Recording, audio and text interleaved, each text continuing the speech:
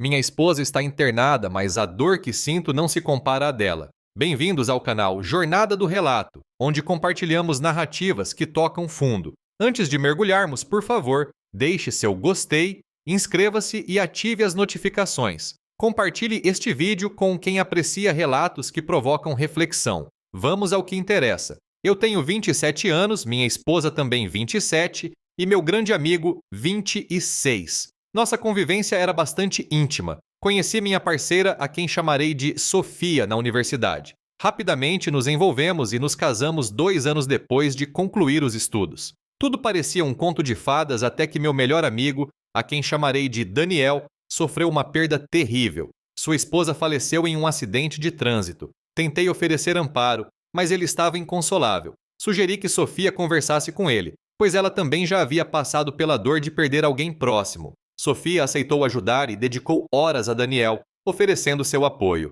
Eu confiava cegamente nela e acreditava que ela estava sendo uma amiga leal em um período tão delicado. Contudo, minha certeza desmoronou quando descobri que Sofia e Daniel tinham um caso. Fiquei destroçado ao perceber que minha mulher e meu grande amigo estavam me enganando. Agora, somado à angústia emocional, lido com a situação de Sofia estar no hospital por um motivo ainda não revelado. Sinto-me completamente perdido e sem rumo após essa deslealdade que me esmagou. Percebo agora que cometi um grande erro. Tínhamos o hábito de frequentar a casa do Daniel. Sofia passava longas horas em sua companhia, mesmo quando eu não estava presente. Eles frequentemente saíam para trilhas, viam filmes sem me chamar e jantavam fora, tal como namorados. Isso ultrapassava o limite do que eu considerava normal e começou a me deixar incomodado. Embora Daniel estivesse se recuperando bem, é importante dizer que Sofia e ele nunca se deram bem antes disso. Sofia sempre teve uma visão negativa dele,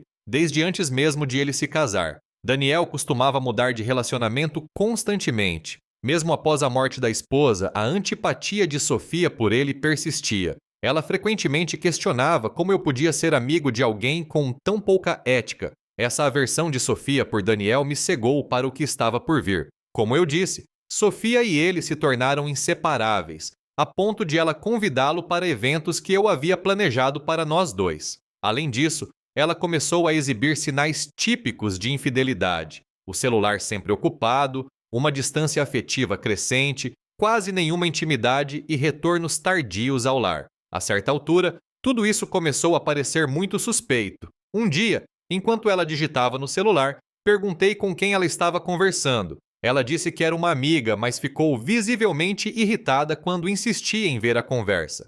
Quando expressei a Daniel o desconforto que essa amizade intensa me causava, ele garantiu que não havia nada errado e até insinuou que eu não confiava nele nem na minha própria esposa. Essa situação se arrastou até o dia em que Sofia saiu novamente, afirmando que precisava de um tempo longe de mim, pois minhas constantes suspeitas a estavam levando à exaustão. Eu ainda estava desconfiado e decidi ligar para a irmã dela para confirmar se Sofia realmente a visitaria. A irmã confirmou que estava esperando por Sofia, mas ela ainda não havia chegado, apesar de ter saído de casa por volta das 18 horas e a distância ser de aproximadamente 4 horas. Era uma situação que me afligia profundamente. Um amigo sugeriu que eu fosse até a casa de Daniel. Chegando lá, vi o carro de Sofia estacionado perto da residência dele. Naquele momento, a verdade se tornou inegável e confesso que chorei muito. Após alguns minutos, decidi entrar para ter certeza.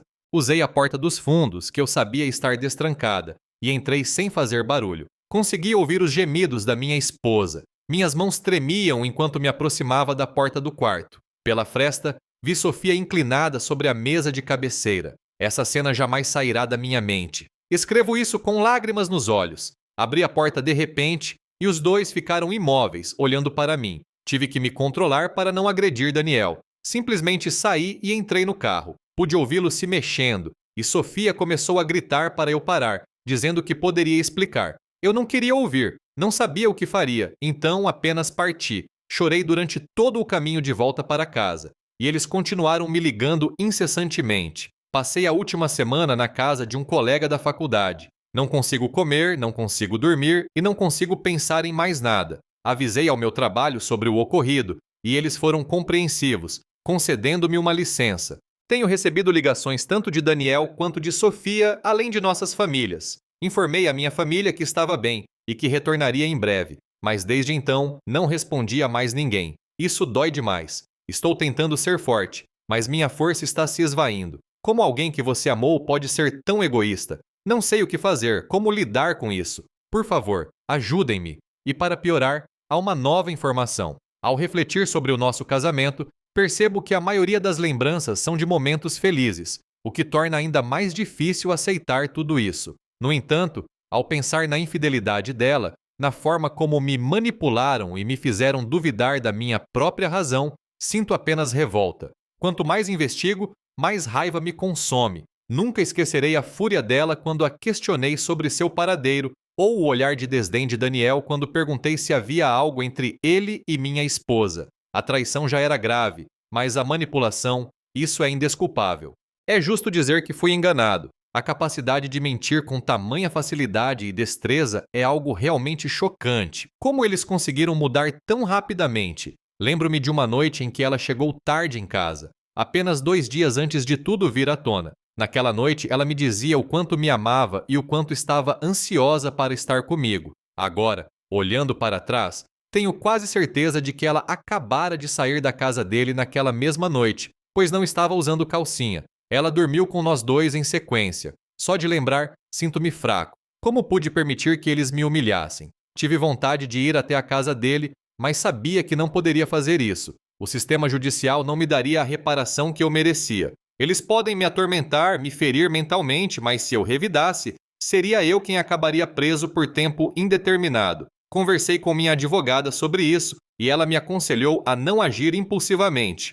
Eu não só seria detido, como também colocaria em risco minhas chances no processo de divórcio. Ela sugeriu que eu procurasse terapia, mas não vejo necessidade. Ainda estou recebendo uma enxurrada de mensagens dela e elas só me deixam mais irritado. Ela continua repetindo as mesmas justificativas de sempre sobre como sua vida seria miserável sem mim. Ela até teve a ousadia de me enviar passagens da Bíblia sobre o perdão. Se eu fosse tão importante assim, por que ela agiu dessa forma? Decidi voltar ao trabalho, pois queria me manter ocupado. A distração tem me ajudado a lidar melhor com tudo isso, e não tenho bebido tanto quanto no início. Um dia, enquanto estava no trabalho, recebi uma carta dela. Pensei em jogá-la fora, mas decidi ler. Ela falava sobre sua terapia individual e como isso a ajudou a descobrir algumas questões profundas que estava enfrentando consigo mesma, sendo a maior delas sua baixa autoestima. Segundo ela, a diferença em nossa aparência física a deixava muito insegura, e no fundo ela queria ser desejada por alguém que não eu. Ela pediu desculpas novamente, disse que não era uma justificativa, mas que estava buscando uma maneira de garantir que isso nunca mais acontecesse, caso eu decidisse dar uma segunda chance a ela. Ela sugeriu que fizéssemos terapia de casal para resolver nossos problemas. Ainda não respondi a nada que ela ou sua família me enviaram até agora, então simplesmente ignorei. De qualquer forma, comecei o processo de divórcio e, infelizmente, descobri que não poderia dividir nossas finanças sem o consentimento dela. Mesmo ganhando significativamente mais do que ela e contribuindo mais para a conta conjunta, provavelmente terei que dividir os bens meio a meio. Então, prossegui com a papelada do divórcio. Ela foi notificada algumas semanas atrás, e desde então a confusão começou. No dia em que ela foi notificada, ela apareceu no meu apartamento com a petição de divórcio nas mãos. Não sei como ela descobriu onde eu estava. Ficamos apenas nos encarando por um tempo, e todas as emoções daquela noite voltaram com força total. Quase comecei a chorar novamente, mas me contive. Ela parecia ter chorado e tentou me abraçar, mas eu a afastei. Isso a deixou histérica, gritando e perguntando por que eu estava desistindo tão facilmente de nós e se poderíamos conversar. Percebi que só queria me afastar dela para não dizer ou fazer algo de que me arrependeria. Então deixei que ela falasse, pois claramente não aceitaria um não como resposta. Ao chegarmos em casa, nos sentamos e ela começou a desabafar. Ela dizia que faria de tudo para salvar nosso casamento, que não tinha sentimentos por Daniel e que estava arrependida. Comentou que havia pesquisado sobre formas de superar a situação e sugeriu uma separação temporária. Propôs que, durante esse período, eu poderia sair com outras pessoas, adiar o divórcio e ao menos dessemos uma chance para reconstruir nossa amizade e depois nosso casamento. Ela mencionou outras ideias estranhas, como um casamento aberto unilateral a meu favor. Mostrou histórias de casais que sobreviveram à infidelidade. Sugeriu até nos mudarmos para outro estado ou país. Só nós dois. Isso me magoou, pois havíamos conversado sobre começar uma família antes de tudo isso acontecer. Após seu desabafo, ficamos em silêncio por um tempo, nos encarando. Então, perguntei o motivo de suas escolhas. Por que me traiu com ele e depois voltou? Ela começou a chorar intensamente. Disse que se sentia culpada, mas que estava tão envolvida que não conseguia parar sem pensar nas consequências. A terapia a fez perceber que, devido a questões pessoais não resolvidas, talvez ela teria me traído de qualquer forma. Garantiu que não amava Daniel, só queria reconstruir nossa relação. Perguntei se ela já havia me traído antes e ela negou veementemente. Indaguei quem mais sabia e ela mencionou apenas a irmã recentemente. Concordei com ela sobre o divórcio, pois estava me irritando com suas justificativas. Perguntei por que implorava tanto se não estava apenas seguindo o que achava ser correto. Ela insistiu que me amava e estava arrependida. Após muito chorar, pediu para não me irritar quando revelasse outro segredo. Fiquei tenso, mas a encorajei a falar. Ela confessou que havia engravidado pouco depois de eu partir e feito um aborto, pois não sabia quem era o pai. Fiquei chocado com a notícia. Ela implorou para que não fosse o fim. Em choque, pedi para ela sair. Certo dia, ao revisar alguns e-mails antigos, encontrei uma troca que me fez questionar tudo o que sabia sobre minha esposa. Nesse e-mail, ela admitia que sua relação com Daniel, nosso melhor amigo, tinha se tornado física muito antes do que ela me havia contado. Aquelas palavras foram como uma punhalada no coração. Confrontei minha esposa, e ela confessou tudo, implorando por perdão, mas eu não conseguia suportar olhar para ela. Decidi seguir em frente e me mudar para outro estado, longe de tudo que me lembrasse da traição e da dor. No entanto, minha decisão foi interrompida por uma ligação inesperada. Minha mãe informou que Sofia estava no hospital após uma overdose. De repente, o divórcio e a mudança pareciam secundários diante da possibilidade de perder alguém que, apesar de tudo, eu ainda amava. A visita ao hospital trouxe à tona uma onda de emoções conflitantes. Mas a pergunta permanecia: como seguir em frente depois de tudo isso? Apesar de todo o caos emocional, decidi manter a calma e avaliar cuidadosamente minhas opções. Por um lado, ainda havia sentimentos por minha esposa, mas por outro, a confiança fora quebrada de forma irreparável.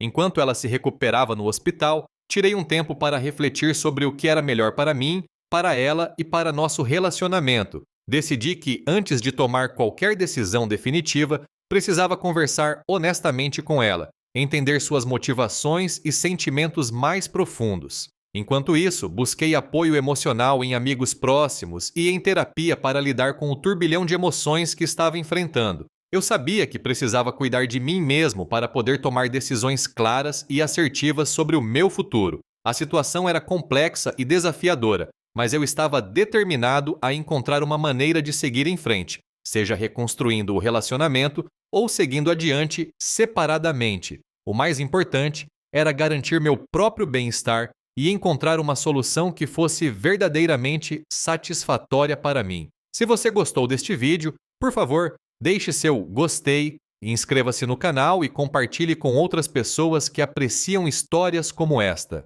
Assista também a outros vídeos do canal com temas impactantes e emocionantes que te farão refletir. Obrigado por assistir até o final.